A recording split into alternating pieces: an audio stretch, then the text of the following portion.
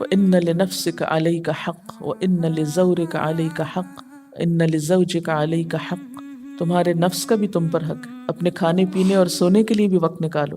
وَإِنَّ لِزَوْجِكَ عَلَيْكَ حَقٌّ، تمہارے وزٹر کا بھی تم پر حق ہے۔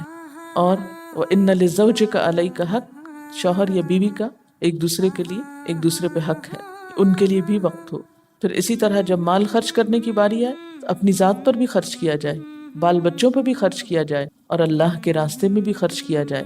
اور ان سب چیزوں میں اعتدال، یہ نہیں کہ انسان اپنے لیے تو بہت اعلیٰ درجے کی چیز رکھے اور بچوں کو محروم کر دے، یا یہ ہے کہ بچوں پہ سب کچھ خرچ کر دے اور خود فقیر نظر آئے، یا یہ ہے کہ دونوں پہ ہی کچھ خرچ نہ کرے اور سارا فی سبیل اللہ دے دے، تو یہ بھی درست نہیں۔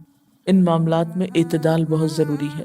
تو اللہ کی نافرمانی میں خرچ کرنا اسراف ہے، اطاعت میں خرچ نہ کرنا، ضرورت پر خرچ نہ کرنا بخل ہے، اور ان دونوں کے بیچ میں یعنی اعتدال کے ساتھ اللہ کے احکام اور پسند کے مطابق ضرورت کے مطابق خرچ کرنا قوام ہے۔ آپ صلی اللہ علیہ وسلم نے اس صدقے کو بہترین کہا کہ جس کے بعد انسان خود محتاج نہ ہو جائے، یعنی کہ آپ سارا کچھ ہی دے ڈالیں اور پھر آپ کے اپنے پاس کچھ نہ ہو اور آپ مانگنا شروع کر دیں۔